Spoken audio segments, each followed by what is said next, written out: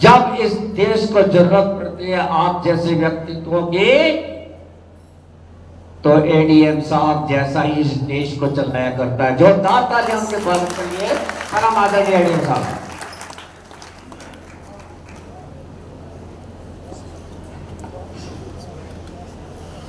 धन्यवाद संचालक महोदय। मेरे मोहब्बत में आपने पूरे विश्व की जनसंख्या बढ़ा दी। जोरदार ताली। आज के इस कार्यक्रम में उपस्थित आदरणीय विधायक जी, हमारे डीआरओ साहब, कार्यक्रम के आयोजक, संगठन के प्रमुख पदाधिकारी जांगड़ा जी, प्रीतम जी और इस विद्यालय के प्रबंधक, प्राचार्य जी और सभी विद्यालयों से आए हुए मेधावी छात्र, उनके अभिभावक और उनके अध्यापक, मैं सभी को अपनी ओर से हार्दिक वंदन और नमन करता हूं। आप लोग काफी ऊब चुके हैं वक्ताओं से, क्योंकि मुझे भी समय कम है, मानने को भी समय कम है और आप लोगों को भी आगे कार्यक्रम देखना है, उनको आप ही बुझाना है। मैं अपने आने वाली पीढ़ी, जो हमारे बच्चे हैं आज जो यहाँ पुरस्कृत होंगे, उनको और उनके परिवार वालों को बधाई देता हूँ। और उन बच्चों से भी जो किसी कारणवश इस वर्ष इस तरह के पुरस्कार से चूक गए, और मेहनत करें, उससे उत्तम अंक लाएं, उससे अच्छा परफॉर्मेंस करें। जीवन कभी भी गणितीय नहीं होता है। मैं गणित का अच्छा स्टूडेंट हूं, अच्छा नहीं, मैं नंबर 1 भी कह सकता हूं अपने आप को, लेकिन गणित से ही मैंने शील सेवा दी और गणित में ही शील सेवा में 100 में 100 नंबर भी पाए।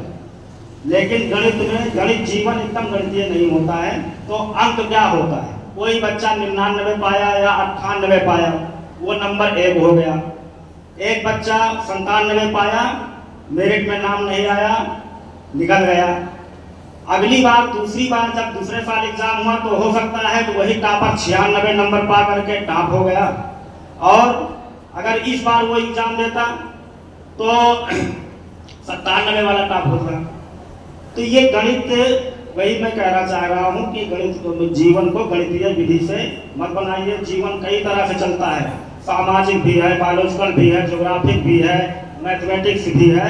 सारे, इसीलिए सारे विषय पढ़ाए जाते हैं, समझाए जाते हैं, तब पर चर्चा होती है कि आप इन अंकों की दौड़ में रहिए, बिल्कुल रहिए, वहाँ भी रहिए, साइकिक मत होइए। बहुत लोगों के गार्जियन, बच्चा आएगा 97 नंबर पाए, बेटा 3 नंबर कहाँ रह गए? अरे तुम अपने से पूछो, जब तुम पढ़ रहे थे तब कितना पाए थे? 97 पाया, उसका भरोसा नहीं है। कहीं बेटा 3 नंबर कहाँ गलत कर दिए? अरे उससे ये पूछो 97 में तुमने कौन कौन सही किया, क्या क्या सही किया, है ना? अब उसके 3 के पीछे पड़ जाओगे, ना उसको सोने दोगे, ना खेलने दोगे, ना उसका बचपना मार दोगे। और अगर वो 100 भी पा जाएगा तो भी तो आपका ही बच्चा कहलाएगा, कहीं अलग से तो हो नहीं जाएगा। तो कहने का मतलब यह है, बच्चों पर प्रेशर ना बनाएं। सबकी बुद्धि विधा सब अलग अलग है। अगर सारे बच्चे या सारे लोग एक ही होते तो ईश्वर केवल एक को न बनाता, वो तो स्वयं है, स्वयं को अकेले बना रखा है। अगर सभी बच्चों को 100 नंबर लाना होता तो एक ही बच्चा एक क्लास में काफी था, क्यों 100 बच्चे पढ़ते, क्यों? तो ये सांसारिक संरचना है। प्रतियोगिता होना अच्छी बात है, स्वस्थ प्रतियोगिता होनी चाहिए, मानसिक स्वच्छता जरूरी है। 3rd क्लास वाला, 2nd क्लास वाला भी आईएएस है, और आपके सीबीएसई आईसीएसई बोर्ड के टॉपर भी ऐसे हैं जो उसका प्रीलिम एग्जाम भी नहीं निकाल पाते। आईआईटी का एग्जाम होगा तब आपको पता लगेगा कि कौन स्कूल में टॉप किया था और कौन वहां टॉप कर रहा है। कारण अलग है।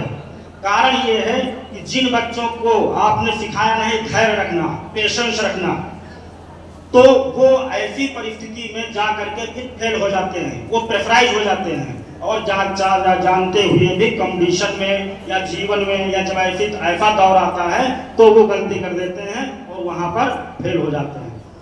तो बच्चों को हमेशा प्रोत्साहित करते रहना चाहिए और उनकी गतिविधियों पर भी ध्यान देते रहना चाहिए। सबकी आवश्यकता या सबकी भूख केवल किताब नहीं है, ज्ञान उससे ऊपर की चीज है। तो मैं एक बार सबको बहुत बहुत बधाई देता हूँ। और जीवन एक मैं दृष्टांत दूंगा कि जीवन को केवल परिस्थिति सिखाती है। अभी आप बच्चे हो, समझोगे। आपने एक प्रसंग सुना होगा, जब रामायण में देखा भी होगा, पुराने लोगों ने, बच्चों ने भी देखा होगा कि जब श्री रामचंद्र जी किष्किंधा पर्वत पर जाते हैं और उनसे बाली से मित्रता हो जाती है। उस समय चौमासा रहता है, मतलब बाली कहता है कि आप मेरी सहायता करोगे, उसके बाद मैं आपको सहायता करूंगा सीता जी को खोजने में। बात आई गई हो जाती है, बहुत दिन बीत जाते हैं और बाली कोई लोड नहीं लेता। फिर लक्ष्मण जी कहते हैं कि ऐसी बात हुई थी और बाली नहीं आ रहा है, ओ सॉरी सुग्रीव नहीं आ रहा, बाली का वध कर चुके होते हैं। तो सुग्रीव, ये सुग्रीव की बात है। फिर सुग्रीव को बुलाया जाता है और उनकी सारी सेना आती है।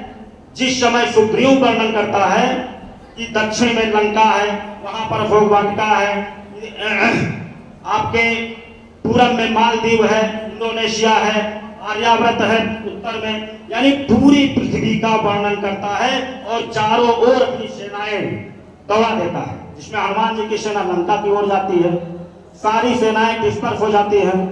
अभी पॉइंट की बात आप सुनिएगा। जब ये सब हो जाता है तो बाद में लक्ष्मण जी पूछते हैं राम जी से कि इस व्यक्ति को यानी सुग्रीव को इतना पूरे पृथ्वी का ज्ञान कैसे है? ये तो अभी किष्किंधा का भी राजा अभी जल्दी बना है, इतने भाग दौड़ के बाद, इसको पूरी पृथ्वी का ज्ञान कैसे है? तो रामचंद्र जी उनको बताते हैं कि सुनो, इसको परिस्थिति ने सिखाया। जब बाली ने इसको भगाया, बाली ने उसका राज छीन करके जब भगाता है, तो बाली बहुत बलशाली होता है। वो हमेशा जिसके सामने होता है आधा बल ले लेता है।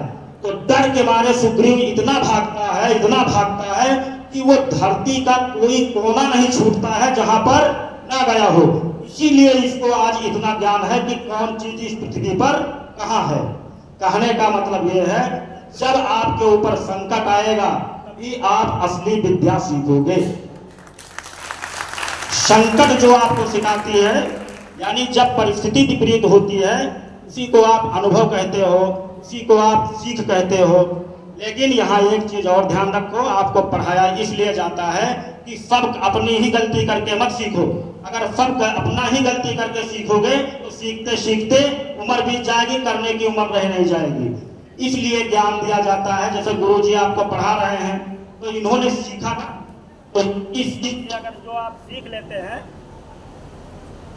हेलो देखना बेटा, तो जो सीख लेते हैं उतना आप आगे बढ़ जाएंगे। तो एक बार अपने गुरुजनों के लिए बहुत जोरदार ताली, जो आपको ऐसी शिक्षा देते हैं, और अपने अभिभावकों के लिए मैं सबको एक बार फिर हार्दिक अभिनंदन और वंदन करता हूं और अब सबको शुभकामनाएं।